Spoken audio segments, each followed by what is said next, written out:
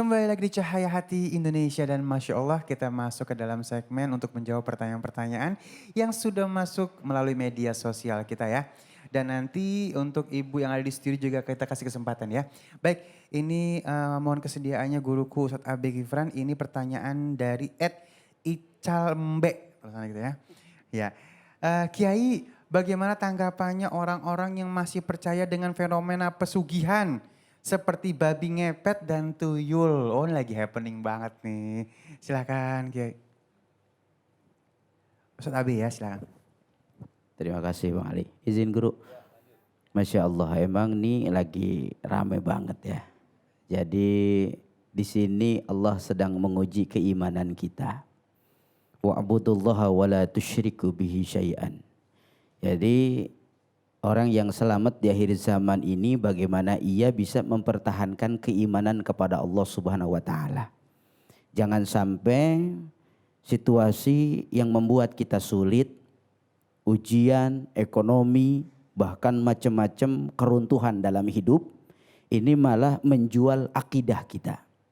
Banyak orang yang mereka terlena karena tidak adanya iman, tidak adanya kekuatan daripada ketauhidan mereka kepada Allah, tidak ada keyakinan mereka dari apa yang Rasulullah SAW hadirkan dalam Al-Quran bahwa ittaqullah yaj'al lahu makhraja, bahwa orang yang bertakwa sama Allah pasti diberikan jalan keluar. Namun nyatanya pada refleksi kehidupan dunia ini masih banyak orang-orang yang melakukan jalur pintas, sehingga mereka menggadaikan akidahnya, menggadaikan daripada keimanannya, mengambil jalur-jalur yang instan, diantaranya melakukan pesugihan, pasti banyak itu Bang Eri. Melakukan ternak tuyul, bahkan yang lagi baru-baru ini hangat adanya babi ngepet. Isu ya. Isu. Wallahu a'lam seperti apa bentuknya karena kita memang nggak pernah ketemu model begitu. Tapi hal demikian sudah ada dari zaman dulu. Orang-orang yang memang percaya dengan tukang tenun. Orang-orang yang memang percaya dengan orang-orang yang mengedepankan tentang permainan jin dan sebagainya. Itu banyak. Permainan sihir. Sehingganya ketika Nabi Musa mengetukkan tongkatnya ada pula para penantang-penantangnya. Nah ini berarti memang dari zaman-zaman terdahulu sudah ada. Maka terbaik diantara kita adalah jaga iman kita. Kuatkan iman kita, jangan sampai karena kekurangan ekonomi dan masalah hidup kita malah mengambil jalur yang instan, yang lalu malah menyesatkan dalam kemusyrikan dan mendatangkan laknat dari Allah Subhanahu wa taala. Mendingan sederhana, sedikit, biasa saja tapi mendatangkan keridhaan Allah. Buat apa banyak, berlimpah, dihormati banyak orang tapi maaf, tidak sedikit pun ada kemuliaan dan keridhaan dari Allah Subhanahu wa taala, dan ini jelas-jelas sangat-sangat merugikan kita bukan hanya di dunia tapi di akhirat. Semoga Allah jaga kita semua. Masya Allah, terima kasih guru jawabannya ya. Dan terima kasih juga yang sudah mengirimkan pertanyaannya. Dan sekarang kita kasih kesempatan buat yang di studio untuk bertanya nih ya. Umi, Assalamualaikum. Waalaikumsalam. Iya, Ya kali saya mau nanya sama Pak Kiai. Iya. Ya, Assalamualaikum warahmatullahi wabarakatuh. Waalaikumsalam warahmatullahi wabarakatuh. Ini pertanyaan saya Pak Kiai, kerugian apa yang didapat oleh orang-orang yang berambisi soal dunia dan lupa menabung untuk akhirat? Berarti ngejar dunia aja akhiratnya lupa Iya ya. kali ngejar dunia sampai lupa sama akhirat. Ya ibu gak gitu ibu ya? Enggak ya? Enggak dong ya, baik. Enggak. Baik silakan Kiai. Baik. Apa kerugian bagi orang-orang yang lebih mengejar dunia sampai dia lupa bekalnya di akhirat kelak? Rasulullah Shallallahu Alaihi Wasallam mengingatkan dengan tegas, hubbud dunya ra'su kulli khati'atin.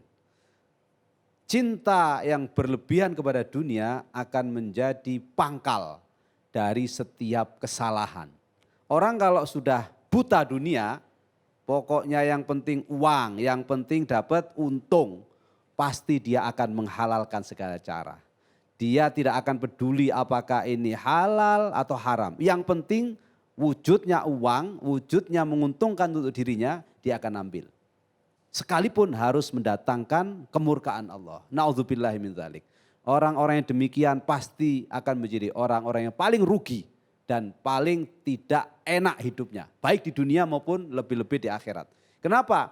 Orang yang hubbud dunia, yang cinta berlebihan kepada dunia, walaupun uangnya banyak Ibu, di sini di dunia dia tidak akan nyenyak tidurnya. Karena uang yang banyak itu tidak menjadikan dia bahagia. Uang yang ia peroleh pasti otaknya akan berpikir putar lagi, putar lagi, putar lagi. Yang penting makin banyak. Tidak puas-puas. Padahal kalau kita mau bersyukur kepada Allah. Dapatlah kita 1 juta, kita ajak anak istri untuk makan di restoran. Nikmat. Tapi bagi yang cinta dunia dapat 1 juta. Istrinya nanya, Pak belanja sudah habis. Oh ntar ini belum dapat uang. Padahal di kantongnya udah ada 1 juta. Ini ciri-ciri orang yang hubbud dunia. Cinta dunia berlebihan. Dan orang-orang yang demikian diancam oleh Al-Quran dalam salah satu surat yang sederhana tapi sangat dalam. A'udzubillahi minasyaitonir rajim. Bismillahirrahmanirrahim. Alhaakumut takatsur hatta zurtumul maqabir. Kalla sawfa ta'lamuna thumma kalla sawfa ta'lamun. Kalla law ta'lamuna ilmal yaqin latarawunnal jahim. Thumma latarawunnaha 'ainal yaqin. Thumma latus'alunna yawma idzin 'anin na'im. Wahai para manusia, wahai para pemirsa iNews yang dirahmati Allah. Allah telah mengingatkan kepada kita. Apakah kamu akan terus mengejar dunia sampai kamu lupa bahwa dunia ini akan meninggalkan kamu dan kamu akan masuk ke alam kubur? Apa kamu akan terus mengejar dunia lalu dengan dunia yang kamu kumpulkan ternyata tidak dibawa mati, justru dunia yang kamu kumpulkan akan dimintai pertanggungjawaban.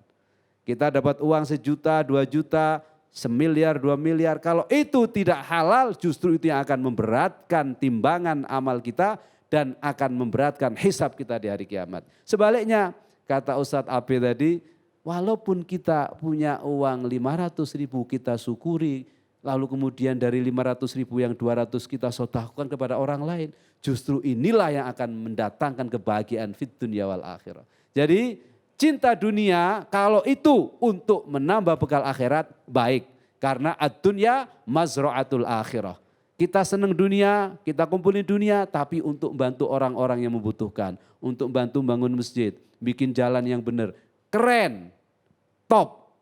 Tapi kalau cinta dunia justru hanya untuk menumpuk harta, cinta dunia hanya untuk memuaskan hawa nafsunya, itu justru akan membahayakan kita.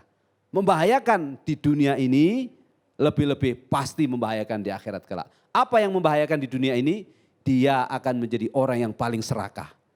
Kata Rasulullah SAW, kalau ketemu orang serakah, 2 bukit Uhud yang menjadi emas pun akan kurang bagi 1 orang yang serakah. Mahatma Gandhi bilang 1 juta gunung yang berisi emas akan dirasa kurang oleh orang-orang yang serakah. Dunia ini seisinya akan kurang bagi 1 orang yang serakah. Padahal kalau dunia ini dibagi oleh seluruh umat manusia dan mereka pandai bersyukur, cukup apa enggak kali? Cukup. Tapi bagi orang serakah, dunia seisinya dan langit termasuk akan kurang bagi orang yang serakah. Na'udzubillahi min dzalik. Masya Allah, terima kasih guru jawabannya, terima kasih ya Ibu ya.